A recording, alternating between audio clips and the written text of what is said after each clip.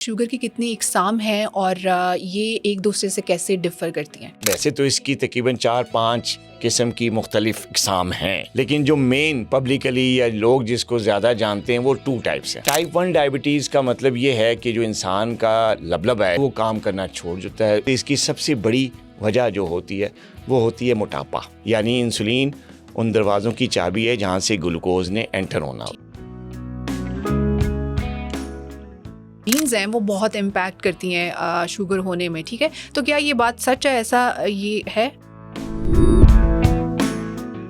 Low carb diet क्या है और ये शुगर को कैसे कंट्रोल करती है? लो कार्ब डाइट का मतलब ये है कि उसमें कार्बोहाइड्रेट्स ना हो। फॉर एग्जांपल जैसे खालिस गंदम है। मेरा तो कहना यही है कि पेशेंट्स को जो है अपने सीक्वेंस का डाइट में ख्याल रखना चाहिए। तो ज़्यादा बेहतर है शुगर पेशेंट्स के लिए जो ऑलिव ऑयल यूज़ करें या कोकोनट ऑयल यूज़ करें। खाने में कोशिश ये करनी चाहिए कि पहले फाइबर से शुरू करें।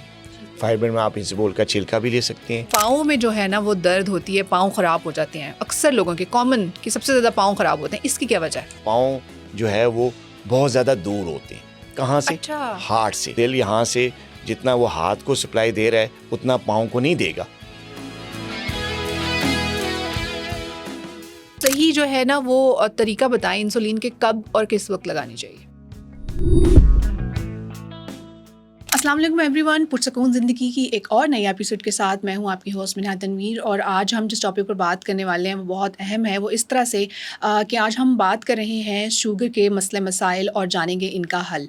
शुगर इतनी कॉमन क्यों है, ना सिर्फ ख़वातीन में बल्कि मर्दों में भी अब बहुत आम हो चुकी है। शुगर को खामोश कातिल भी कहा जाता है। शुगर को कंट्रोल कैसे किया जाए, शुगर को होने से कैसे रोका जाए और शुगर का बर वक्त इलाज कब करवाया जाए, इस बारे में जानेंगे हम आज के एपिसोड में। हमारे साथ स्टूडियो में मौजूद हैं डॉक्टर शाहिद नदीम, जो कि मारूफ डायबिटोलॉजिस्ट हैं। खुशामदीद कहते हैं डॉक्टर शाहिद नदीम को। सबसे पहले तो वेलकम हमारे स्टूडियो में, आपके आने का बहुत बहुत शुक्रिया। हम आज शुगर जैसे बहुत कॉमन मर्ज़ है हम उस पर बात करें और इसका इलाज जानेंगे।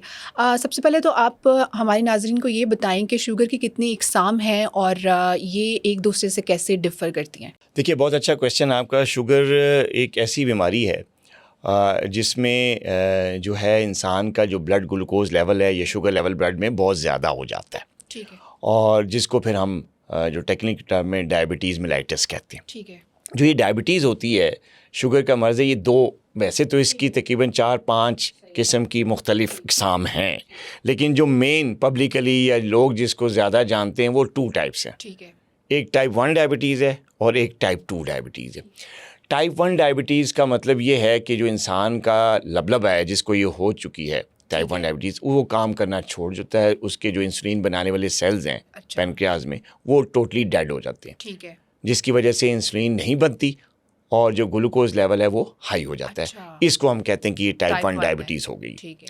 जो टाइप 2 डायबिटीज़ है उसमें पैथोलॉजी डिफरेंट है, और वो ये डिफरेंट है कि जो टाइप 2 डायबिटिक पेशेंट होते हैं उनका लबलबा काम कर रहा होता है। ठीक है। ठीक है। इंसुलिन भी हाँ, ये डिफरेंस है। उसमें इंसुलिन भी बन रही होती है, जो उनके इंसुलिन बनाने वाले सेल्स होते हैं वो जिंदा होते हैं, तवाना होते हैं, काम भी कर रहे होते हैं। लेकिन जो इंसुलिन बन रही होती है उसका असर नहीं होता या उसकी क्वालिटी वो नहीं होती जितनी होनी चाहिए। मसलन और जैसे मतलब फ़र्ज़ करें इंसान को एक मिसाल के तौर पे अगर उसको एक खाने पे कोई तकरीबन 2 यूनिट्स चाहिए इंसुलिन के, उसको न्यूट्रलाइज़ करने के लिए, तो वो 1 यूनिट बना रहा होता है और 1 यूनिट नहीं बनता। ठीक है। एक तो बड़ी वजह ये। दूसरी बड़ी वजह टाइप 2 की ये होती है कि इंसुलिन के ख़िलाफ़ जो रेजिस्टेंस आ जाती है, बॉडी जो है या जो सेल्स हैं वो इंसुलिन के ख़िलाफ़ जो है उनकी जो सेंसिटिविटी है या वो नहीं सही होती या कम हो जाती है। उससे होता ये है कि इंसुलिन बनती है लेकिन उसका असर कम होता है। ठीक है। से अगर इंसुलिन के 3 यूनिट्स बन रहे हैं, ठीक है, तो वो असर करते करते वो सिर्फ असर जो रह जाता है वो 1 यूनिट का रह जाता है या 2 यूनिट का रह जाता है। प्रॉपर 3 यूनिट नहीं बनते। इसकी सबसे बड़ी वजह जो होती है वो होती है मोटापा। अच्छा। एक सबसे कि जो इंसान ठीक है, शुगर होने की सबसे रीज़न। अच्छा। जी, शुगर होने की, जब टाइप 2 डायबिटीज़ होने की सबसे बड़ी वजह है मोटापा। मोटापे में फिर बॉडी में कई ऐसे चिकनाई के अवामिल हैं, फैटी एसिड्स हैं जो कि अनहेल्दी होते हैं, वो बनते हैं, जिसकी वजह से जो इंसुलिन रिसेप्टर्स होते हैं, जहाँ पे इंसुलिन ने असर करना होता है, सेल्स पे जो इंसुलिन रिसेप्टर्स होते हैं वो अपना काम करना छोड़ जाते हैं या वो नहीं एक्टिव होते, जिसकी वजह से इंसुलिन जो है वो असर नहीं करती, उसके ख़िलाफ़ रेजिस्टेंस होती है। और जो रिसेप्टर्स होते हैं वो सेल्स में समझिए कि दरवाजे होते हैं, गेट्स होते हैं, जहाँ से ब्लड से ग्लूकोज ने गुजर कर सेल के अंदर जाना होता है। जब सेल के अंदर ग्लूकोज जाता है तो लेवल खुद ब खुद कम होना होता है। यानी इंसुलिन उन दरवाज़ों की चाबी है जहाँ से ग्लूकोज ने एंटर होना होता है। अब जब दरवाजे की जो की है वो काम नहीं करेगी, फंसेगी, तो दरवाज़ा नहीं खुलेगा। तो जब दरवाज़ा नहीं खुलेगा तो जो ग्लूकोज बाहर खड़ा हुआ नॉक कर रहा है वो अंदर नहीं जा सकेगा, तो कहाँ जाएगा? ब्लड में। और इसकी वजह से फिर वो ब्लड ग्लूकोज लेवल ज़्यादा होता है। इसको हम इंसुलिन रेजिस्टेंस कहते हैं। और इंसुलिन रेजिस्टेंस की वजह से टाइप 2 डायबिटीज़ होती है। अच्छा, कई लोगों में इंसुलिन रेजिस्टेंस ये नहीं होता कि हर एक में होता है, किसी में कम होती है, किसी में ज़्यादा होती है। और ये एक पहली वजह है टाइप 2 डायबिटीज़ होने की। दूसरी टाइप 2 डायबिटीज़ होने की वजह ये होती है कि जिस मिकदार में इंसुलिन चाहिए होती है उस मिकदार में पैनक्रियास निकालता नहीं है, या उसकी जो प्रोडक्शन वो अंडर प्रोडक्शन होती है, वहाँ से इंसुलिन उतनी नहीं निकलती जितनी चाहिए होती। यानी अगर इंसान को मीठे का ज़्यादा शौक़ है, वो ज़्यादा मीठा खाते होती है आदत मीठा खाने की, लोग स्वीट ज़्यादा खाते, वैसे ही कई लोग आपने देखा होगा कि किसी पार्टी में जाते हैं तो वो आप किसी भी शादी के खाने में जा रहे हैं, कहीं भी जा रहे हैं, तो आपको पहले खाना खिलाया जाता है, फिर स्वीट डिश भी पड़ी होती है। कुछ लोगों के टेस्ट बड्स ऐसे होते हैं कि उनको मीठा खाने की आदत होती है, बिल्कुल शौक होता है। वो कहते हैं जी खाना खा लिया, अब कोई मीठा लाओ। और अक्सर लोगों को तो उस केस में ये होता है कि जब आपको जो मीठा जब आप खाते हैं या ऐसे फूड खाते हैं जिनमें कार्ब ज़्यादा हैं, तो इंसुलिन की क्वांटिटी ज़्यादा निकलनी चाहिए। तो उस कार्ब्स को डाइजेस्ट करने के लिए उतनी इंसुलिन नहीं निकलती जितनी चाहिए होती है। तो इसकी वजह से भी डायबिटीज़ टाइप 2 हो जाती है कि इंसुलिन उतनी नहीं निकलती जितनी रिक्वायरमेंट होती है। ये अच्छा, अब तीसरी वजह जो कम इम्पॉर्टेंट है लेकिन है तो सही, वो ये है कि इंसुलिन उस क्वालिटी की नहीं निकलती।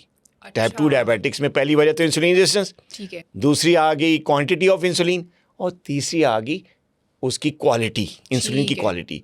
अच्छा, अब ये जो इंसुलिन की क्वालिटी होती है, अगर उस क्वालिटी की ना निकले तो जो दरवाजे या जो सेल्स पे जो पोर्स हैं जहाँ से ग्लूकोज ने एंटर करना है, जिन दरवाज़ों से सेल के अंदर जाना है, वो दरवाजे की उस क्वालिटी की नहीं है, 2 नंबर की है या कॉपी की है, सेकंड बनी हुई है, तो वो दरवाज़ा कभी खोलेगी और कभी नहीं खोलेगी, तो उससे भी ग्लूकोज लेवल बढ़ता है, टाइप 2 डायबिटीज़ होती है।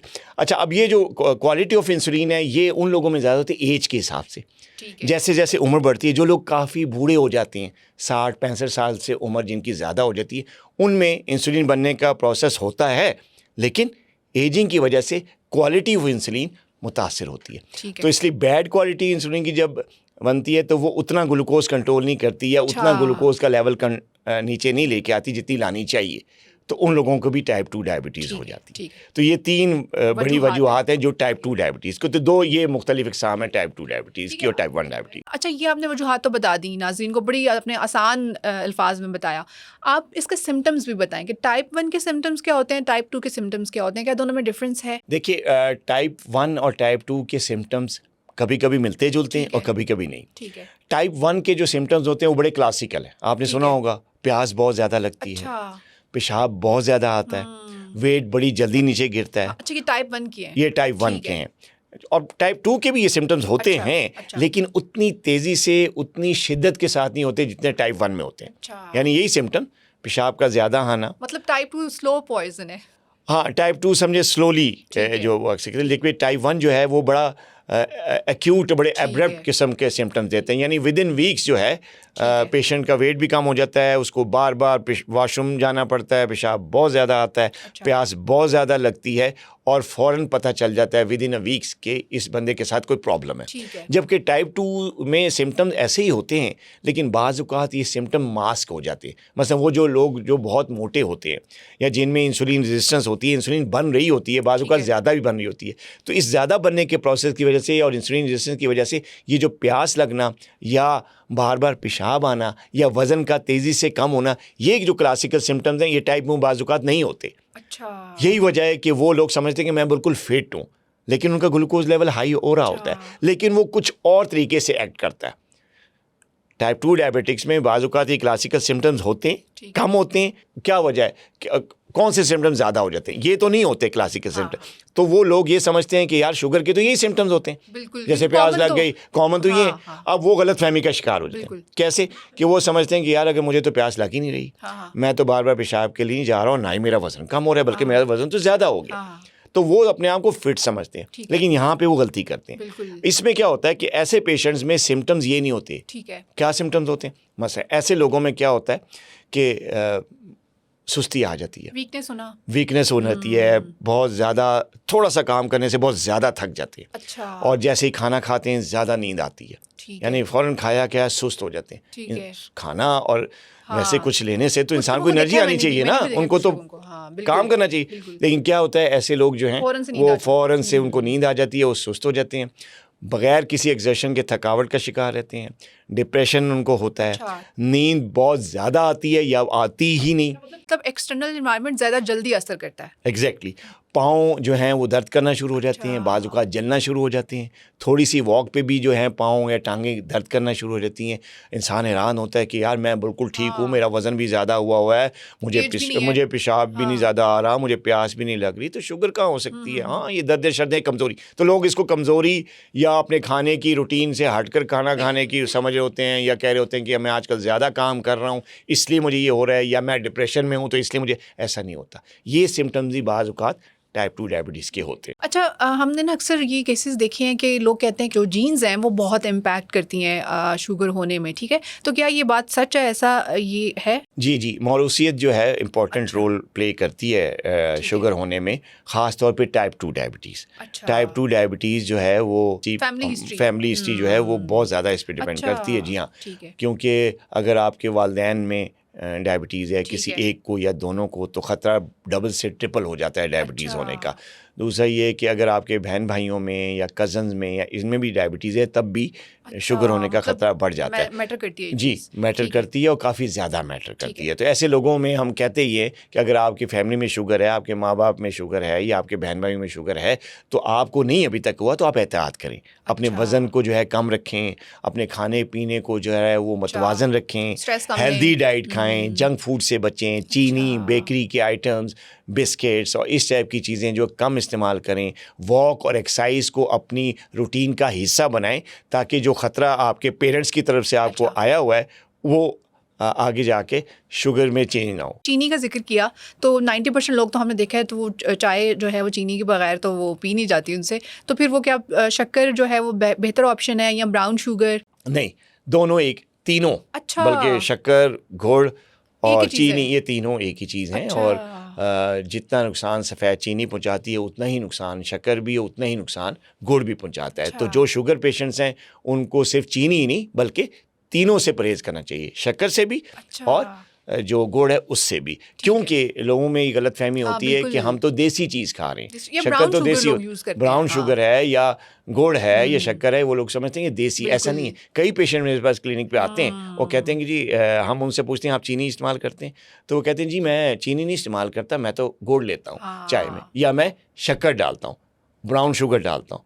और ये बात बड़ी कॉन्फिडेंस से वो कह रहे होते हैं कि ये तो हेल्दी है, क्योंकि ये चीज़ कॉमन है बहुत ना। ये मैंने आपसे सवाल करने का मकसद भी यही था। जो शुगर पेशेंट्स हमारी फैमिली में भी मैंने देखे हैं, वो कहते हैं कि हम चीनी की बजाय ना हम ऐसा करते हैं, हम ब्राउन शुगर या हम गुड़ जो है वो प्रेफर कर लेते हैं, लेकिन कुछ ना कुछ डालते ज़रूर हैं चाय के अंदर। ऐसा नहीं, ऐसा नहीं है। ये उतना ही चीनी जो है चीनी की तरह गुड़ शक्कर उतनी ही ख़तरनाक है, उतनी तेज़ी से ग्लूकोज लेवल बढ़ाते हैं जितना कि चीनी बढ़ाती है। तो शुगर पेशेंट्स को जिस तरह चीनी से परहेज़ करना चाहिए उसी तरह गुड़ और शक्कर से भी परहेज़ करना चाहिए। जो शुगर पेशेंट्स हैं वो शुगर कंट्रोल करने के लिए खाने में कितना वक्फा उनको देना चाहिए कि उनकी शुगर कंट्रोल रहे? बड़ा अच्छा क्वेश्चन है आपका। देखें, बाज़ औक़ात देखा गया है कि जो शुगर पेशेंट्स होते हैं थोड़ा सा खाते हैं, उसके बाद कहते हैं यार मैं आधे घंटे बाद फिर खा लूँगा, फिर उसके बाद फिर घंटे बाद, तो ये मतवातर खाना पोर्शन बना लिए। लेकिन ऐसा नहीं होना चाहिए। जो टाइप 2 डायबिटिक्स हैं उनमें ख़ास तौर पे जो है एक खाने से दूसरे खाने के दरमियान कम से कम 6 घंटे का वक्फा होना चाहिए। अच्छा। हाँ, कम से कम 6 घंटे का वक्फा 8 घंटे का भी हो सकता है, ठीक है, 12 घंटे का भी हो सकता है। लेकिन बीच में अगर आपने, जैसे मैं अक्सर कहता हूँ कि जो टाइप 2 डायबिटिक्स है उनके लिए सबसे हेल्दी चीज़ ये है कि उनको 2 खाने खाने चाहिए। यहाँ ब्रेकफास्ट अच्छा करना चाहिए, नाश्ता, और रात का खाना अच्छा खाना चाहिए। जो बीच का खाना है लंच, उसको या तो उनको स्किप करना चाहिए या कोई स्नैक्स वगैरह जिसमें सैलड्स का इस्तेमाल करें, या कोई थोड़ा बहुत ऐसा फ्रूट लें जिसका ग्लाइसेमिक इंडेक्स लो है, जिससे शुगर नहीं बढ़ती।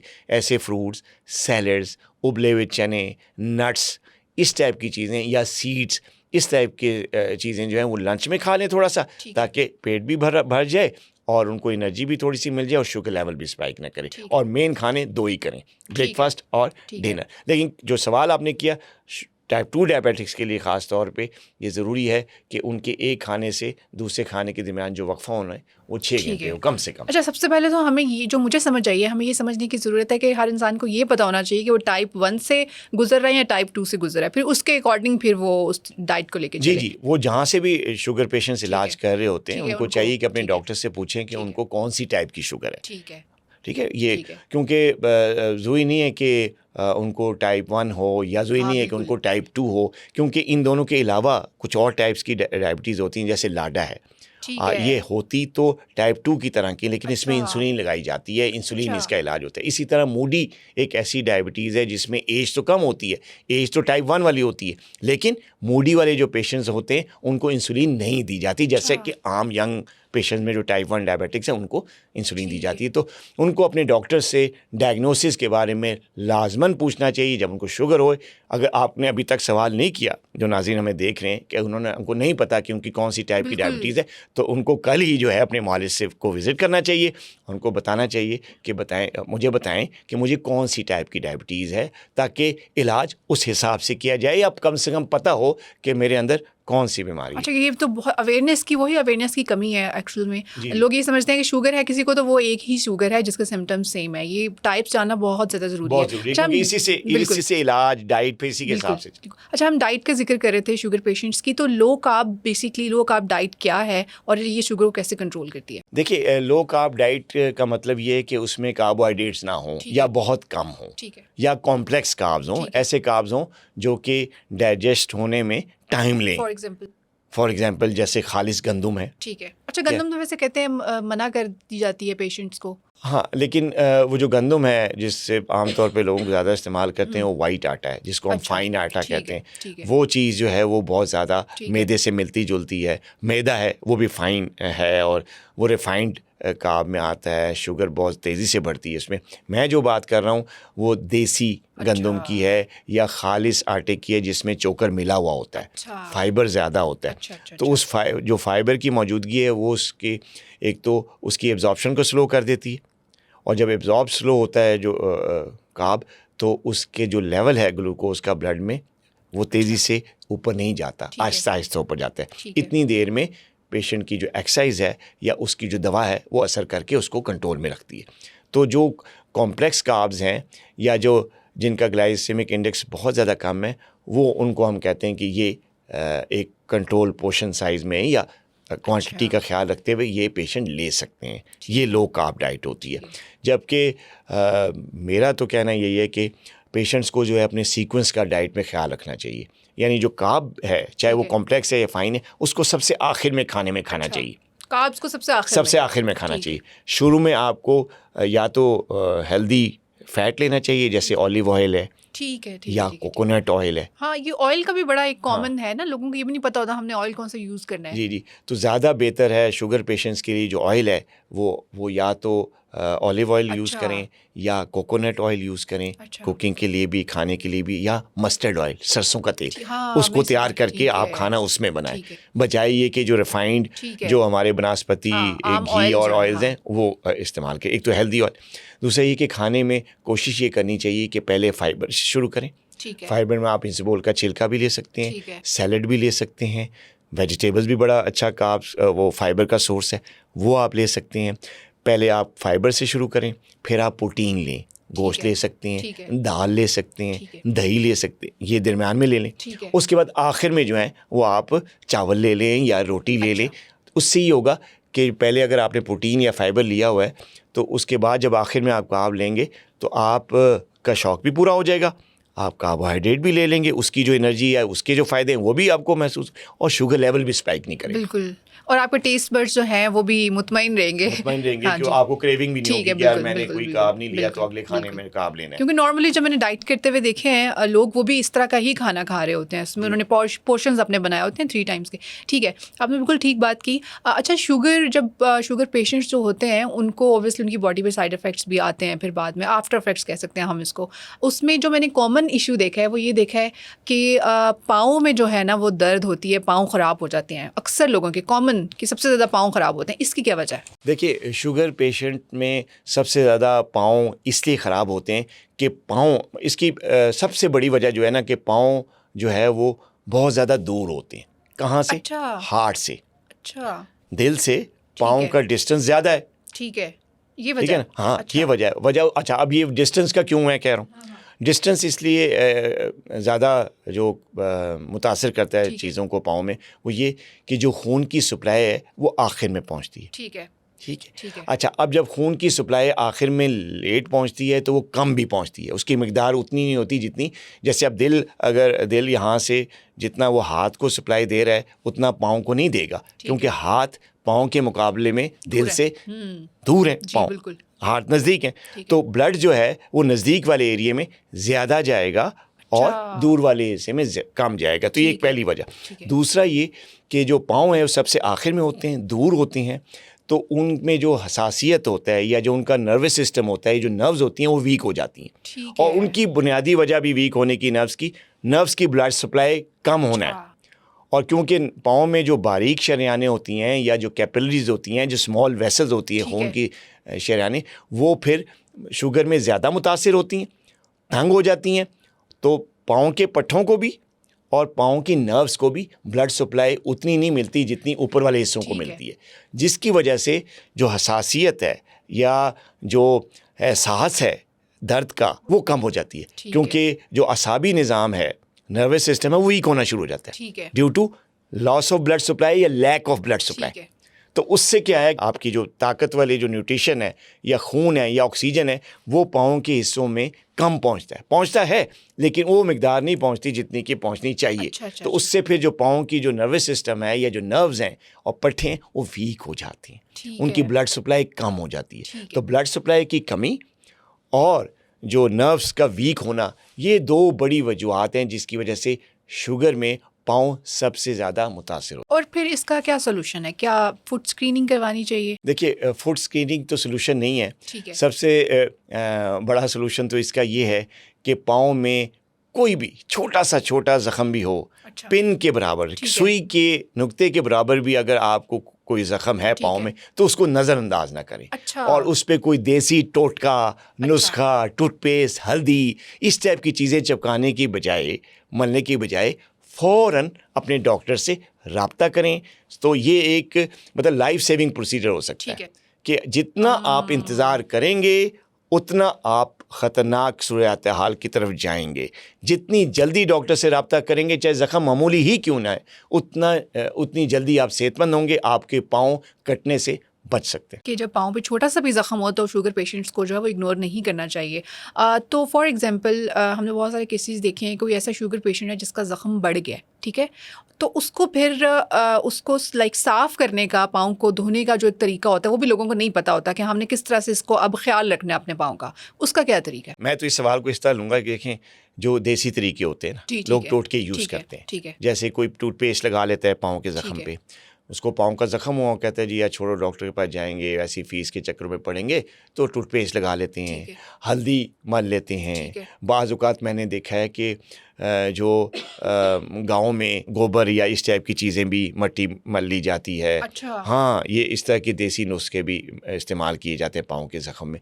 तो सबसे ज़्यादा ज़रूरी चीज़ है कि अगर ज़ख़म हो, चाहे छोटा है या बड़ा है, आपको फ़ौरन इसको साफ़ करना चाहिए। ठीक है, और साफ़ करने के लिए डिफरेंट किस्म की जरासीम कुछ अद्वियात मेडिकल स्टोर में मिलती हैं, उनसे आप सफाई करें, उसको खुश्क रखें, पट्टी करें, ठीक है, और फ़ौरन अपने डॉक्टर से रब्ता करें। ये एक जो है ना, एक पाँव सेविंग या लाइफ सेविंग जो है ना प्रोसीजर हो सकता है। ये पाँव यानी फूड सेविंग ये प्रोसीजर हो सकता है कि आप देसी नुस्खे की बजाय प्रॉपर्ली उसको साफ़ करें, उस पर पट्टी करें और जितनी जल्दी आप अपने डॉक्टर से रब्ता करेंगे उतनी जल्दी जो है वो आपका पाँव जो है वो जो है ख़तरनाक सूरत हाल से बच जाएगा। अच्छा, ये शुगर पेशेंट्स की जो एड़ी फटती है वो नॉर्मल तो कॉमन एक चीज़ होती है, लेकिन शुगर पेशेंट्स के लिए भी नॉर्मल है ये, या ये ख़तरे की घंटी होती है कोई? हाँ जी, एड़ी फटना देखिए कॉमन है आजकल गाँव में ख़ास तौर पे, और उसकी वजह उसकी आपको क्या है पता है क्या? डायबिटिक पेशेंट्स में क्या आम लोगों में भी एड़ी फट जाती हाँ, है। ये उन लोगों में होता है जो कि खुले जूते इस्तेमाल करते हैं, नंगे पाँव ज़्यादा चलते हैं, पाँव का ख्याल नहीं रखते और पाँव में कोई मॉइस्चराइज़र या कोई इस टाइप की जो है वो क्रीम इस्तेमाल नहीं करते, पाँव खुश्क हो जाते हैं। ठीक है, तो जिस पाँव खुश्क होने वैसे एड़ी भी जब खुश्क हो जाती है तो वो जब खुश्क होती है तो वो फटना शुरू होती है। अब हम बात करते हैं डायबिटिक पेशेंट्स में। डायबिटिक पेशेंट्स में क्योंकि आपको पता है शुगर लेवल अगर हाई होता है तो उससे पेशाब ज़्यादा आता है, घो के प्यास ज़्यादा लगती है, पानी ज़्यादा वो पीता है, लेकिन पेशाब ज़्यादा आने की वजह से बॉडी से पानी ज़्यादा निकलता है, तो बॉडी से पानी कम हो जाता है, डिहाइड्रेशन हो जाती है। डिहाइड्रेशन की वजह से खुश्की होती है जिस्म में। तो जैसे कि मैंने पहले बताया कि पाँव बहुत ज़्यादा दूर है जिस्म का सबसे दूर होने वाला, तो वहाँ पे ब्लड सर्कुलेशन मुतासिर होती है, कम ब्लड जाता है क्योंकि पानी भी कम हो रहा है, शुगर पानी ज़्यादा मतलब पेशाब ज़्यादा आने की वजह से, तो जिस्म का ये हिस्सा जो ज़्यादा दूर है वो खुश्क हो जाता है, जिसमें एड़ियाँ सबसे ज़्यादा मुतासिर होती हैं। तो जब एड़ियाँ खुश्क होती हैं तो फिर वो फटना शुरू हो जाती है। मतलब ड्राइनेस भी एक रीज़न है? जी, एड़ियाँ जो फटने का जो सबसे बड़ा रीज़न है वो ड्राइनेस है। और फिर दूसरी बड़ी रीज़न है कि नंगे पाँव चलना, खुले जूते इस्तेमाल करना, आपको क्लोज शूज़ इस्तेमाल करनी चाहिए डायबिटिक पेशेंट्स को, एड़ियाँ कवर हों, और साथ में जो है वो हील्स को जब आप देखें खुश्क हैं तो कोई भी मॉइस्चराइज़र, पेट्रोलियम जेली मल सकते हैं, वैसलीन मल सकते हैं, कोई भी मॉइस्चराइज़र जो है वो रोज़ाना कम से कम एक दफ़ा आप ज़रूर पाँव की एड़ियों पे भी और पूरे पाँव पे उसका मसाज करें। उससे ड्राइनेस कम रहेगी। जब ड्राइनेस नहीं होगी तो पाँव की एड़ियों का फटना या दूसरे पाँव के हिस्सों का खुश्क होना और फटना जो है या उसमें ज़ख़म बनना वो कम हो जाएगा। अच्छा, घर में कौन सी ऐसी चीज़ें हैं, जैसे आपने पहले जिक्र किया कि अक्सर लोगों को हल्का सा भी ज़ख़म होता है तो घर की कोई ना कोई चीज़ इस्तेमाल कर लेते हैं, हल्दी कर ली या कोई और टोटका देसी कर लिया, तो कौन सी ऐसी चीज़ें हैं जिनको इस्तेमाल नहीं करना चाहिए अगर ज़ख़म होता है? जैसे कि मैंने बताया आपको कि टूथपेस्ट, हल्दी, मट्टी या कोई भी ऐसी चीज़ जैसे शेविंग लोशन है या शेविंग क्रीम है या टूथपेस्ट है, इस तरह की जो भी वॉशरूम में पड़ी हुई चीज़ें होती हैं तो लोग समझते हैं कि यार इनको इस्तेमाल करें। बाज़ लोगों को मैं देखा परफ्यूम लगा लेते शुरू कर दें कि यार ये परफ्यूम लगाने से, तो ऐसा बिल्कुल भी ना करें। सिंपल आप उसको वॉश करें, स्प्रेड से वॉश कर सकते हैं, आप पायोडीन से वॉश कर सकते हैं, नॉर्मल सेलाइन की एक छोटी सी ड्रिप मिलती है छोटे से 100 ml की, आप उस सिंपल 0.9% का जो नॉर्मल सेलाइन का पानी होता है उससे वॉश करें, उसको खुश्क करके उसको एक खुश्क पट्टी लगाएं और फ़ौरन डॉक्टर से रब्ता कर लें। अच्छा, ये अक्सर मैंने देखा है कि शुगर पेशेंट्स को ना इंसुलिन लगाने की भी कन्फ्यूजन होती है कि अच्छा खाने से पहले लगाएं या खाने के बाद। अक्सर लोग भूल जाते हैं जब खाने से पहले लगाना, तो फिर खाने के बाद उनको होता है कि पता नहीं हमें लगानी चाहिए कि नहीं लगानी चाहिए। तो सही जो है ना वो तरीका बताएं इंसुलिन के कब और किस वक्त लगानी चाहिए। देखिए, ये बहुत अच्छा आपने क्वेश्चन किया। अक्सर जो इंसुलिन लेने वाले डायबिटिक पेशेंट्स होते हैं उनमें ये देखा गया है कि ये गलत फहमी होती है या उनको इन्फॉर्मेशन नहीं होती, उनको प्रॉपर्ली एजुकेट नहीं किया जाता कि जी इंसुलिन लगाने का टाइम कौन सा है। देखिए, इंसुलिन मुख्तलिफ़ किस्म की होती है। जो अक्सर इंसुलिन होती है जिसमें आप शॉर्ट एक्टिंग इंसुलिन भी होती है, उसमें इंटरमीडिएट एक्टिंग भी होती है, लॉन्ग एक्टिंग भी होती है।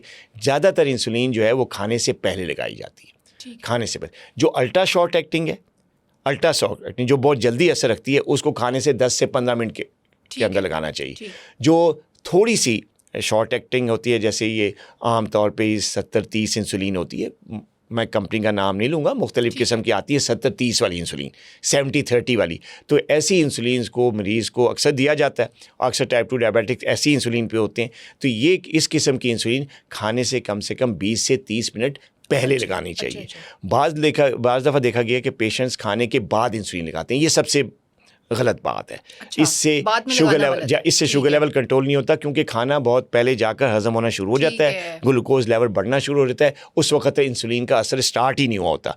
तो जब ग्लूकोज लेवल बढ़ रहा होता है, इंसुलिन उसको न्यूट्रलाइज करने के लिए मौजूद ही नहीं होती या अभी उसका एक्शन ही नहीं स्टार्ट नहीं होता, तो इससे फिर शुगर कंट्रोल नहीं होती। और अक्सर इसी किस्म के पेशेंट जो है हमारे पास आते हैं और कहते हैं कि जी इंसुलिन लगाने के बावजूद हमारा शुगर लेवल कंट्रोल नहीं हो रहा। तो जब उनकी हिस्ट्री ली जाती है, उनसे डिटेल में पूछा जाता है तो पता चलता है कि वजह क्या थी, उनको पता ही नहीं कब लगाने, वो तो खाने के बाद लगा रहे होते हैं। बल्कि बाद पेशेंट्स तो खाने के आधे घंटे बाद या खाने के घंटे बाद इंसुलिन लगा रहे होते हैं और कह रहे होते हैं कि हम तो इंसुलिन लगाते हैं, फिर भी शुगर कंट्रोल नहीं थी। तो ऐसे पेशेंट से मेरी दरख्वास्त है कि वो जो इंसुलिन उनको डॉक्टर्स ने दी है, जो भी इंसुलिन वो देते हैं, तो डॉक्टर से उसी वक्त पूछें कि मैंने खाने के किस टाइम लगानी है, खाने से पहले लगानी है, कब लगानी है। अक्सर इंसुलिन जो है वो खाने से पहले लगाई जाती है, जो 70-30 मिक्स टाइप इंसुलिन है, जिसमें दो किस्म की इंसुलिन मिक्स होती हैं, उनको खाने से कम आधे घंटे पहले लगाना चाहिए। या बहुत अल्ट्रा शॉर्ट एक्टिंग इंसुलिन होती हैं, जैसे एपिड्रा है, नोवो रैपिड किस्म की जो इंसुलिन हैं, या जो रेगुलर इंसुलिन हैं, उनको भी खाने से आधा घंटा पहले या 15-20 मिनट पहले लगानी चाहिए। और जो अल्ट्रा शॉर्ट एक्टिंग जैसे एपिड्रा है या नोवो रैपिड है, इस किस्म की इंसुलिन को खाने से कम 10 से 15 मिनट पहले लगाना चाहिए, ताकि जब खाना एब्जॉर्ब होके ग्लूकोज लेवल बढ़ना शुरू हो तो उस वक्त तक आपकी लगाई हुई जो इंसुलिन है वो प्रॉपर एक्शन स्टार्ट कर दे। अच्छा, ये आपने बहुत अच्छी बात की, और अवेयरनेस की वाकई बहुत ज़रूरत है। शुगर पेशेंट्स को कहा जाता है कि वॉक करें ज़्यादा से ज़्यादा, ठीक है, तो वॉक का आइडियल टाइम कौन सा होता है? देखिए, इसमें डिपेंड करता है कि पेशेंट किस किस्म का है। ठीक है। जो टाइप 1 डायबिटिक्स होते हैं उनको खाने के फ़ौरन बाद जो है वॉक इतनी ज़्यादा नहीं करनी चाहिए। ये जैसे कि हम अक्सर लोगों को कहते हैं कि खाने के बाद वॉक करें, वजह उसकी ये है कि खाना खा के फ़ौरन वॉक करने से जो टाइप 1 डायबिटिक्स होते हैं, क्योंकि उन्होंने इंसुलिन लगाई होती है, वो भी खाने से पहले लगाई होती है, तो जैसे वो खाना खाते हैं उसके बाद वॉक करते हैं तो उस वॉक करने से उनका जो ग्लूकोज लेवल है वो डाउन हो जाता है, तो उनको वो हाइपोग्लाइसीमिया या शुगर लेवल लो होने का रिस्क बढ़ जाता है। टाइप 1 की बात करो। जो टाइप 2 डायबिटिक पेशेंट्स हैं, ख़ास तौर पे वो पेशेंट जिनको खाने के बाद रैंडम लेवल स्पाइक होने का जो होता है प्रॉब्लम, या उनका खाने के बाद शुगर लेवल बढ़ जाता है, उनको खाने के 5 मिनट बाद, 7 मिनट के बाद 10 मिनट की वॉक कर लेनी चाहिए हर खाने के बाद।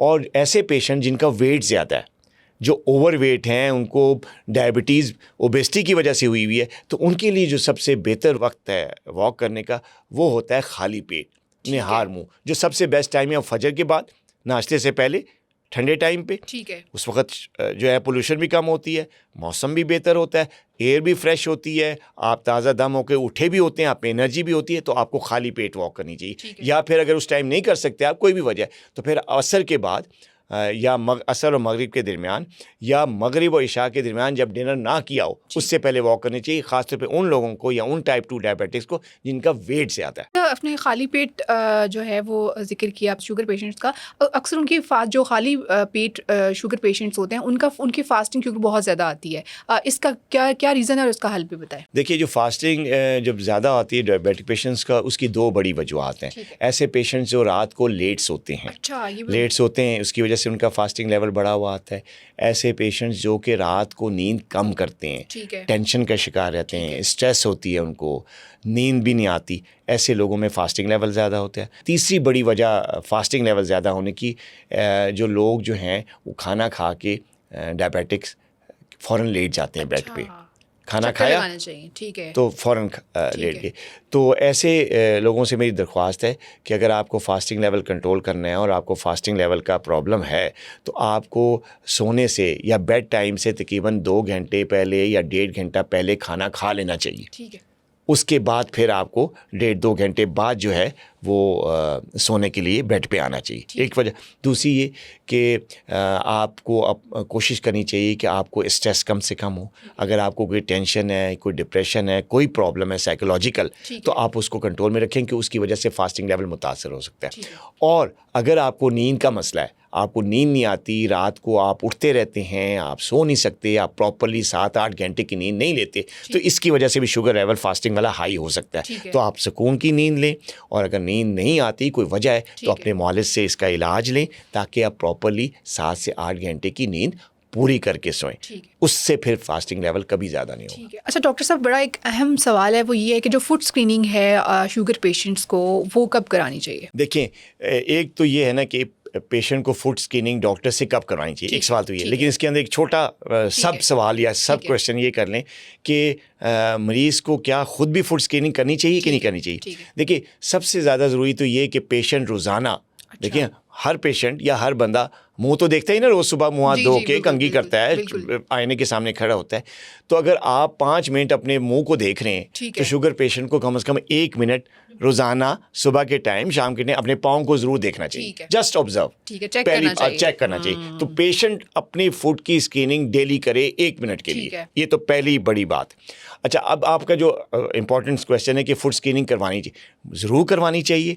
और साल में 1 मरतबा हर डायबिटिक को डॉक्टर से, प्रॉपरली डायबिटोलॉजिस्ट से, जो अच्छा। इस चीज़ का माहिर है, उससे अपनी फुट स्क्रीनिंग ज़रूर करवानी चाहिए। ठीक है।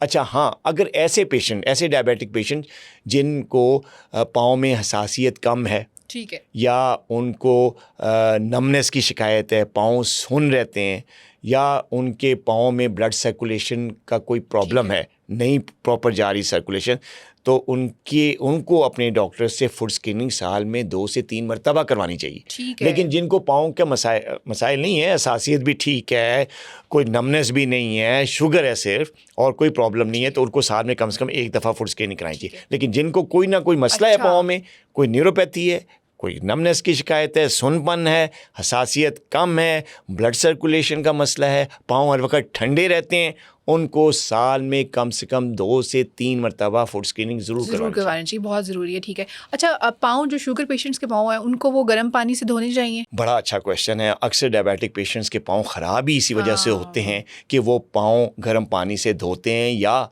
बाज़ औक़ात सर्दियों में पाँव गर्म पानी में रखते हैं। देखिए, पाँव में हसासियत कम होती है, और इसकी सबसे जो एक और इफ़ेक्ट होता है हसासियत कम होने का, या नर्वस सिस्टम वीक होने का, या न्यूरोपैथी होने का, वो ये होता है कि जो डायबिटिक पेशेंट्स होते हैं, उनके पाँव में जो टेम्परेचर को असेस करने की या गरमाइश महसूस करने की जो सलाहियत होती है, वो कम हो जाती है। यानी उनको गरमाइश या गर्म टेम्परेचर महसूस ही नहीं होता, या होता भी है तो कम महसूस होता है। तो ऐसे पेशेंट्स को पता ही नहीं चलता कि पानी कितना गर्म है। वो पाँव पानी के अंदर रख देते हैं, पानी बहुत ज़्यादा गर्म होता है, हसासियत वीक होती है, पता उनको चलता नहीं, पानी ज़्यादा गर्म होता है, वो बैठ के आराम से पाँव पानी में रख देते हैं।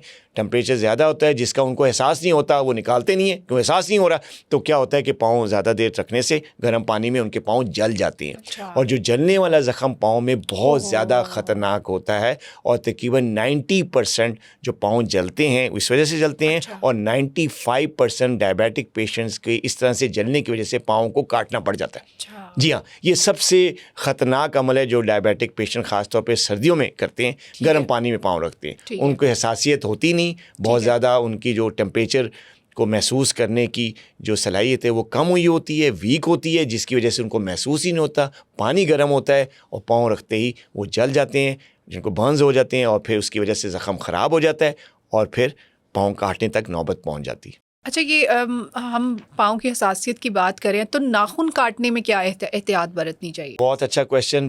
जो डायबिटिक पेशेंट्स हैं उनको बहुत एहतियात से नाखून काटने चाहिए। पहली एहतियात क्या करनी चाहिए? सीधे नाखून काटने चाहिए। अच्छा। जो उनके किनारे होते हैं उनको गहरे तौर पे बहुत ज़्यादा डीप नहीं कट करना चाहिए, मामूली सा कट करना चाहिए किनारों को। और अगर उनकी नज़र वीक है, डायबिटिक पेशेंट की नज़र वीक भी होती है, तो नज़र वीक है तो उनको नाखून खुद नहीं काटना चाहिए। अगर उनकी नज़र वीक है, धुंधलापन है, तो नेल कटर उनको नज़र नहीं आएगा, या वीक होगी नज़र, तो वो हो सकता है बहुत ज़्यादा गहरे काट लें। अच्छा। या किनारे बहुत ज़्यादा डीप या अंदर की तरफ काट लें, उससे ज़ख़म बन जाते हैं। ठीक है। और जल्द भी कट सकती है। तो जो अगर वीक उनकी नज़र है, डायबिटिक पेशेंट को नज़र नहीं आता, धुंधला है, तो उनको नाखून किसी और से कटवाने चाहिए। जो घर में कई अफराद होते हैं, बहन से कटवा लें, भाई से कटवा लें, अम्मी से कटवा लें, अब्बू से कटवा लें, लेकिन खुद ना काटें क्योंकि आपकी नज़र वीक है। तो पहली चीज़ ये है कि सीधा काटें, किनारे जो हैं ज़्यादा डीप ना काटें, और कोशिश करें कि ज़्यादा जो है वो जो है ना वो ना काटें कि जी यार चलो जी हफ्ते बाद 2 हफ्ते तक चलते, नहीं, ऐसा ना करें। टाइम की कंजूसी नहीं करें, मामूली काटें, सीधा काटें, ज़्यादा डीप ना काटें, किनारों को बिल्कुल हल्का सा काटें। तो इस तरीके से अगर काटेंगे तो नाखून भी ठीक कटेंगे, और उससे ज़ख़म नहीं होगा, और आप का शुगर लेवल चाहे हाई भी है, आपका पाँव में ज़ख़म नहीं होगा, और आपके पाँव ख़राब नहीं होंगे। ठीक है। अच्छा, हम ये जिक्र कर रहे हैं कि शुगर पेशेंट्स के पाँव सबसे ज़्यादा अफेक्ट होते हैं, तो पाँव ख़राब होने की कोई 3 अहम अलामात बता दें। देखिए, इसमें 3 बेसिक अलामात तो ये हैं कि एक तो छोटे से छोटा कोई ज़ख़म हो गया, ये सबसे बड़ी चीज़ है, इसको नज़रअंदाज नहीं करना चाहिए।